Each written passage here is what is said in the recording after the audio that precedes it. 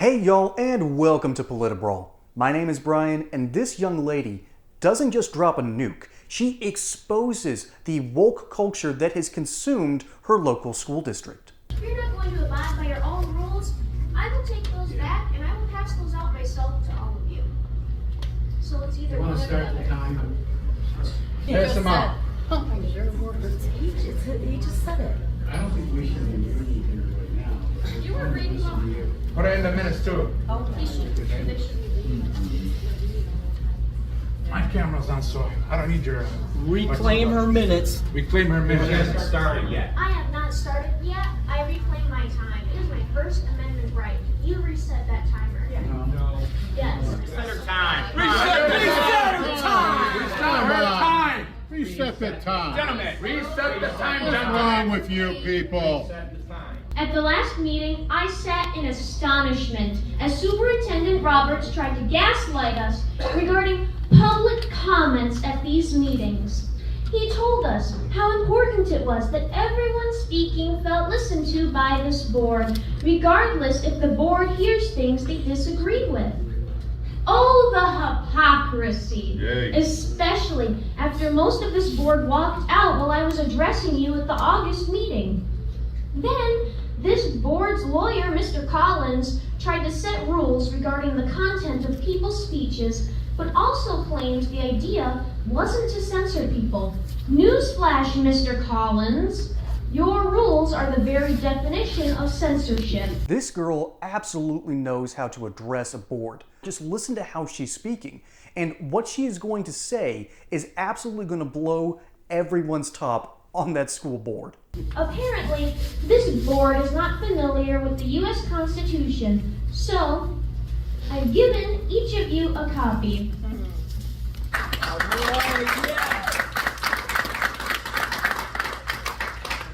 Please note the First Amendment on page 21, which clearly states there shall be no rules abridging freedom of speech. Additionally, the people have the right to air grievances to the government.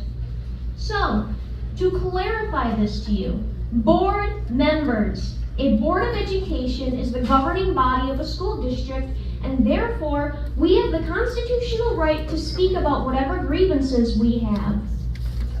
You can't limit the content or direct who we can or cannot talk about. If you don't want to be embarrassed or be in the spotlight, then resign from this board. If you don't want your family members to be a topic, then they should refrain from making statements on social media in regards to people who speak at these meetings. If you don't want people to refer to you as groomers and pedophiles, then follow state and federal laws and remove the sexually graphic books from your school libraries. Appeasing immorality by claiming acceptance and inclusion is not a valid argument.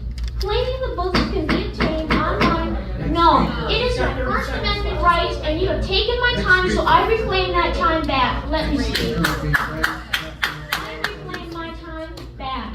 I am going to continue. Not a valid argument. Claiming that removing the contested books is banning them is not a valid argument. There are no valid arguments for violating laws or infringing on constitutional rights. Y'all, I know veteran members of Congress that don't have a full understanding of the rules like she does, doesn't have a full understanding of how to give a great speech, and can make this delivery work as well as she does. This girl is fantastic, and she's going to end on a huge high note in just a moment. A quote by Wendy Jade states, "An environment that is not safe to disagree in is not an environment focused on growth. It is an environment focused on control." Board members, keep in mind that come the next election, parents will have the control. You've been exposed. Amen.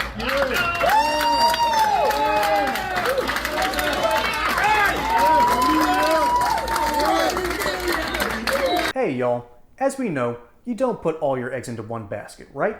So that's why I'm partnering over with my friends at Colonial Metals Group who will help diversify your portfolio. And what they'll do is they'll set up for you a self-directed IRA account. You'll have direct access to your assets. You'll be able to see what all's going on, and it doesn't matter what the stock market does or what often happens, what the government does, your assets will be protected. So let the team of experts over at Colonial Metals Group help secure your account and your family's future today. There's a link in the description below. Oh, and by the way, if you don't like that, there's a 1-800 number you can call. And most importantly though, is the kicker.